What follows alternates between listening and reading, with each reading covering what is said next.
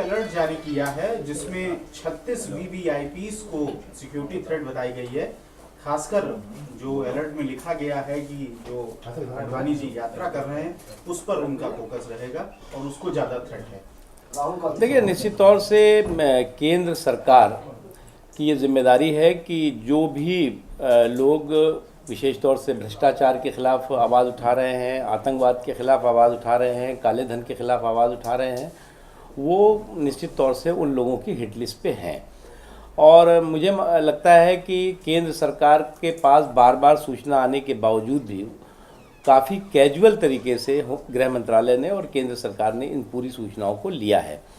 मेरी फिर से एक बार अनुरोध होगा कि केंद्र सरकार और स्टेट गवर्नमेंट से कोऑर्डिनेट करके इस पूरे के पूरी सुरक्षा से जुड़े हुए सवाल पर एक बार फिर से इसकी समीक्षा करें और उपयुक्त सुरक्षा और ठोस सुरक्षा उपलब्ध कराए उन लोगों को जिन लोगों के खिलाफ की इस तरह के सूचनाएं हैं। जमात दावा के जब 26/11 का हमला हुआ था उसके बाद उसको आतंकवादी संगठन उसमें बैन किया गया था। पाकिस्तान ने कहा जा रहा था बैन कर रहे हैं, लेकिन अभी जो लिस्ट जारी हुई उसमें एलईटी तो है लेकिन जमात दावा उससे बाहर है।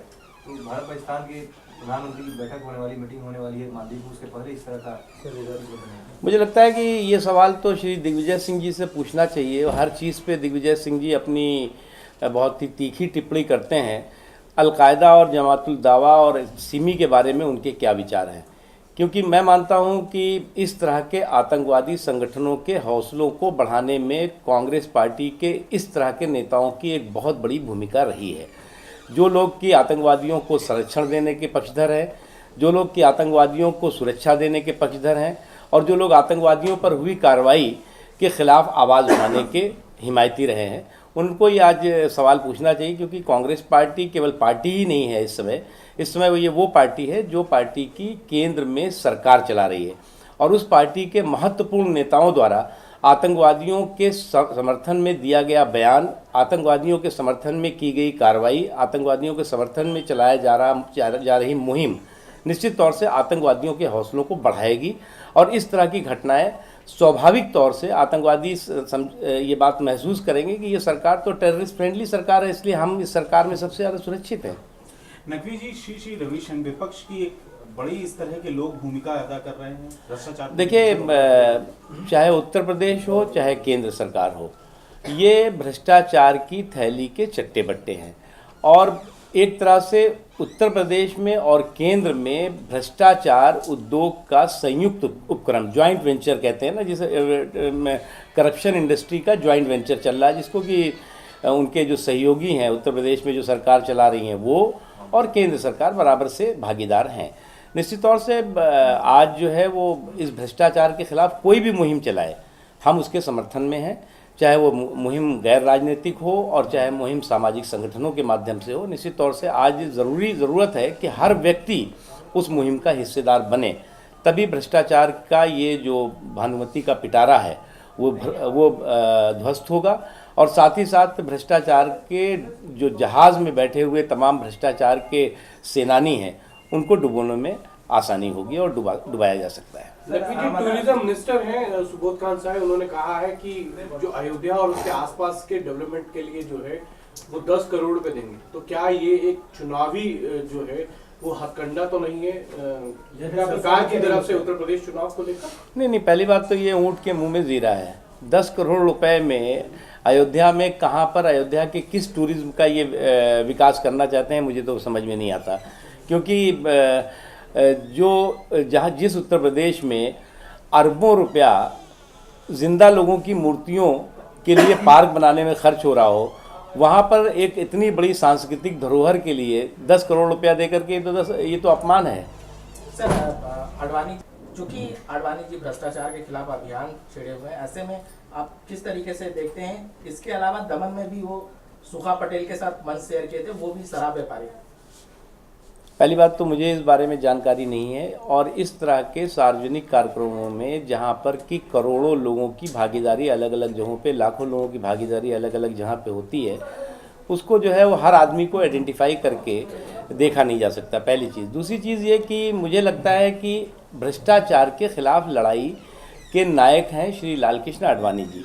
और लाल कृष्ण आडवाणी जी ने उस एक आवाज़ उठाई है और उस आवाज़ में सारे लोग जो है वो पूरा देश साथ दे रहा है। तो उसमें इस तरह की अगर कोई छोटी मोटी उस आप कहेंगे किसी रैली में थी और उस रैली में जो है वो कुछ लोग खड़े हो गए जिनका कि चरित्र ठीक नहीं, तो ये कहाँ से आइडेंटिफाई नकवी जी सरकार में बैठे हुए एक इससे पहले एक बयान इस सरकार का आया था कि जो महंगाई बढ़ रही है वो जलवायु परिवर्तन की वजह से बढ़ रही है।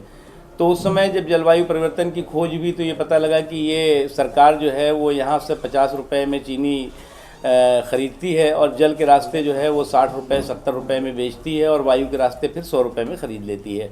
और भारत में जो है वो 100 रुपये 90 रुपये 80 रुपये में वही चीनी बिकती है। जिस दाल को यहाँ से 20 रुपये में जल के रास्ते विदेश भेजा जाता है और वायु के रास्ते उसी दाल को जो है वो 40 रुपये में ख़रीद करके और यहाँ पर 60 रुपये और 70 रुपये और 80 रुपये में बेचा जाता है। तो वो जलवायु परिवर्तन उनकी दृष्टि से होता है। अब इनको लगता है कि जनसंख्या की वजह से ये सारी चीज़ें बढ़ रही हैं। इनको ये बात भी जानकारी होनी चाहिए, अगर इस सरकार के मंत्रियों को इतना भी नहीं पता कि पिछले 8 सालों में रिकॉर्ड उत्पादन हुआ है और खाद्यान्नों का, चाहे वो गेहूं हो, चाहे चावल हो, चाहे चीनी हो, चाहे अन्य जितनी भी कृषि उत्पादन है, और इतना उत्पादन हुआ है कि उसको रखने की जगह नहीं, सड़ रहा है। आपके सारे टेलीविज़न चैनल्स ने वो दिखाया है कि देश के विभिन्न हिस्सों में उसको रखने की जगह नहीं है, वो सड़ रहा है, लोगों तक पहुंच नहीं पा रहा है। तो ये सरकार उसका मैनेजमेंट करने के बजाय उसके एक्सक्यूज़ेस ढूंढ रही है कि क्या क्या कारण है कि इसलिए नहीं हो पा रहा है। तो मुझे लगता है कि सरकार को अभी भी होश में आना चाहिए। इस बार भी गेहूं का बहुत बड़ा उत्पादन होने वाला है, इस बार भी धान का बहुत बड़े उत्पादन होने की संभावना है, और तमाम चीज़ों के उत्पादन होने के बावजूद भी किसानों के पास जो है वो सही मूल्य नहीं पहुंचेगा, और दूसरी चीज़ औने पौने मूल्य में लेकर के गोडाउनों के बाहर सड़ने के लिए डाल दिया जाएगा, तो आम आदमी की महंगाई तो बढ़ेगी। नकवी जी एक लास्ट क्वेश्चन है, योगी दल अब दबाव डाले तो टीएमसी का एक दबाव बना रही है, किस तरह देख रहे हैं? देखिए, भ्रष्टाचार के डूबते हुए जहाज से कई जो सहयोगी और साथी हैं बाहर निकलने का रास्ता देख रहे हैं, और निश्चित तौर से कोई भी व्यक्ति जो है वो, क्योंकि कांग्रेस की तो नीति है कि हम तो डूबेंगे सनम साथी को ले डूबेंगे, तो उन्हें अगर डूबने से बचना है तो निकलना ही पड़ेगा। एक चीज़, अगर वो कम्युनिस्ट पार्टी की तरह 5 साल इंतज़ार करते रहे तो कम्युनिस्ट पार्टीज़ का क्या हाल शुरू हुआ है चुनाव में आप लोगों को अच्छी तरह मालूम है। इसलिए ये बात उनको तय करनी है कि वो 5 साल तक जो है वो इस भ्रष्टाचार के डूबते हुए जहाज़ के हम सफ़र रहेंगे या इस भ्रष्टाचार के जहाज़ से बाहर निकलेंगे।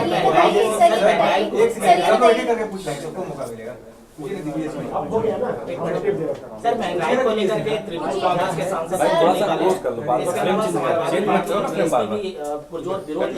किस तरह से? देखिए, समाजवादी पार्टी और बहुजन समाज पार्टी भ्रष्टाचार के भानुमति के पिटारे के एक बहुत मजबूत साथी हैं, भ्रष्टाचार की थैली के चट्टे बट्टे हैं, और इसीलिए उत्तर प्रदेश में जो भ्रष्टाचार का उद्योग है उस संयुक्त भ्रष्टाचार के उद्योग के उपक्रम के ये सारे के सारे डायरेक्टर्स हैं, इसलिए ये नहीं छोड़ने वाले हैं। आप इसकी चिंता मत करिए, ये पूरी तरह से भ्रष्टाचार को बढ़ाने वाले के हर कदम के ये साथ दिखाई पड़ेगा। सर, ये बताइए, गुलाम नबी आजाद ने जो जेओएम बनाया है वो कहीं ना कहीं वोट बैंक के लिए एक जरिया है। इंसेफ्लाइटिस पे अभी कोई काम नहीं किया था, अब काम करना शुरू किया सेंट्रल हेल्थ मिनिस्ट्री से, कहीं ना कहीं इलेक्शन नजदीक आ रहे हैं इसलिए। यूपी में या यूपी में सर? देखिए, यूपी में एंसेफ्लाइटिस पर, हाँ, यूपी में चाहे वो दिमागी बुखार हो, जापानी बुखार क्या कहते हैं उसको, या जो है वो सारे के सारे जितनी समस्या, इससे पहले भी वहाँ पर बच्चों की मौत हो जाती है, सैकड़ों की संख्या में बच्चों की मौत हो जाती है, और उन बच्चों की मौत पर बैठ करके मायावती जी अपनी मूर्तियाँ बनवाती हैं। केंद्र की सरकार जो है आँख में काली पट्टी बांध करके ये सारी चीज़ें देखती रहती है। अब जब चुनाव आ जाता है तो एक पोस्ट ऑफिस खोल दिया इन्होंने नया, उस पोस्ट ऑफिस में एक पोस्ट बॉक्स रख दिया है, उसमें मायावती चिट्ठी डालती हैं और उसके बाद इधर से केंद्र सरकार चिट्ठी डालती है। तो चिट्ठी आई है, चिट्ठी आई है, चिट्ठी आई हो रही है, और कुछ देश उत्तर प्रदेश के लोगों के लिए कुछ नहीं हो रहा है। ठीक है सर। सर, जन लोकपाल पे विजय सिंह ने बोला है कि जो अन्ना हजारे बोलने से कुछ नहीं होगा, इसमें ब्यूरोक्रेसी, जुडिशियरी और पुलिस सबको साथ लेकर चलने की जरूरत है, एक जन लोकपाल भ्रष्टाचार का हल नहीं। क्यों? देखिए, दिग्विजय सिंह जी की हिट लिस्ट कांग्रेस पार्टी का हिट विकेट कर रही है, और जितनी वो नो बॉल डालेंगे उतने ही जो है वो कांग्रेस पार्टी जो है वो क्लीन बोल्ड होगी। तो इसलिए हमें कोई फ़र्क नहीं पड़ता है, उनकी हर हिट लिस्ट के बाद हिट विकेट और हर नो बॉल के बाद क्लीन बोल्ड। और हमारे लिए तो अच्छा है, हर दिन ये नो बॉल डालते रहे, हमारे लिए अच्छा है। कांग्रेस तो हर दिन जो है और ये सरकार हर दिन जो है क्लीन बोल्ड हो रही है।